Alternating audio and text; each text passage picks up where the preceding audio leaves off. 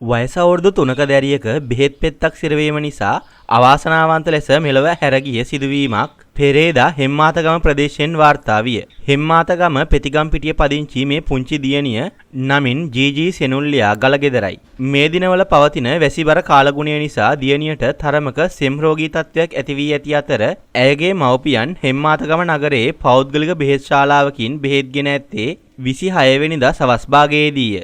දැරියගේ මව්පියන් ඖෂධ කුඩු කර ජලය සමග ලබා දී ඇති බවත් එයද දිගින් දිගටම දැරිය ප්‍රතික්ෂේප කර ඇති බවටත් කරුණු වාර්තා වූ බව පොලිසිය පැවසීය. පෙරේදා 27 වෙනිදා පෙරවරු 8ට පමණ පියා යලිත් දැරියට ඖෂධ ලබා දීමට ගිය අවස්ථාවේදී ඇය ඒවා ප්‍රතික්ෂේප කර ඇති අතර පසුව පියා දැරියගේ මුඛය විවෘත කර ඖෂධ පෙත්තකින් කැබැල්ලක් උගුරට දමා ජලය දී තිබේ. සුළු මොහොතකින් දැරිය මලානික වී නිල් පැහැගැන්වී ඇති බවත් පසුව හෙම්මාතගම රජයේ රෝහලට රැගෙන ගොස් ඇති බවත් පොලිසිය පැවසීය. හෙම්මාතගම රෝහලේදී දැරියට මූලික ප්‍රතිකාර ලබා දෙන අවස්ථාවේදී ඖෂධ කැබැල්ල දැරියගේ මුඛයෙන් පිටතට විසි වී ඇති අතර මිනිත්තු 25කින් පමණ දැරිය මියගොස් ඇති බවත් පොලිසිය පැවසීය. දරුවා හෙම්මාතගම රෝහලට රැගෙන ගිය අවස්ථාවේ ඇයට ප්‍රථමාධාර ලබා දුන් වෛද්‍යවරුන් සහ හෙදියන් ඇයගේ උගුරේ සිරවී තිබූ බෙහෙත් පෙත්ත ක්ෂණිකව ගැනීමට සමත් වුවත් ඇයගේ ජීවිතය බේරා ගැනීමට කරන ලද සෑම උත්සාහයක්ම ව්‍යාර්ථ වී තිබූ බව කියයි. ඔවුන් කරන ලද කැපකිරීම බොහෝ දෙනාගේ ප්‍රසාදයට ලක්විය.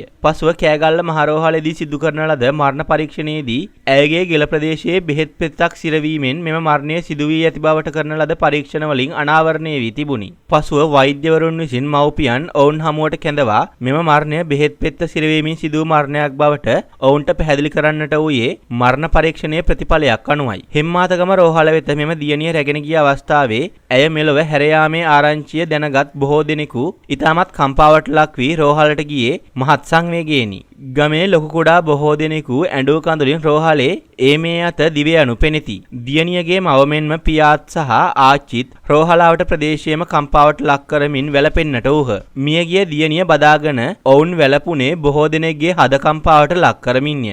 දැරියට බාල සොහොයුරෙක් සිටින අතර මිත්තනිය සමග ඇය නිතරම පන්සල් ගියාය. සිය දියණියගේ දේහයේ ඉදිරිපිට හඬා වැළපෙමින් ඇගේ පියා වන ජගත් ගලගෙදර මෙසේ පැවසුවේය. මට මගේ ජීවිතයේ මගේ දරුවගේ වගේ ආදරයක් කවදාවත් ලැබුණේ නැහැ. ආයෙත් මට ඒ ආදරේ ලැබෙන්නේ නැහැ. මම ගෙදර ආපු ගමන් මගේ ඇඟේ හුරතලයෙන් දැවටෙන එයා නැති ලෝකේ මට වැඩක් නැහැ. අනේ එයා මාවත් අරගෙන යනවා නම්. අනේ මහත්තයෝ, මං දින 2-3කට කලින් හීනෙන් දැක්කා මගේ පුංචි රත්තරන් පැටියට මොනවා හරි අනතුරක් වෙලා මිය ගිහින්. එයාගේ පෙට්ටිය කරේ තියාගෙන මම යනවා. මම හීනෙන් දැක්කා. ඒ බයත් මගේ හිතේ තිබුණා.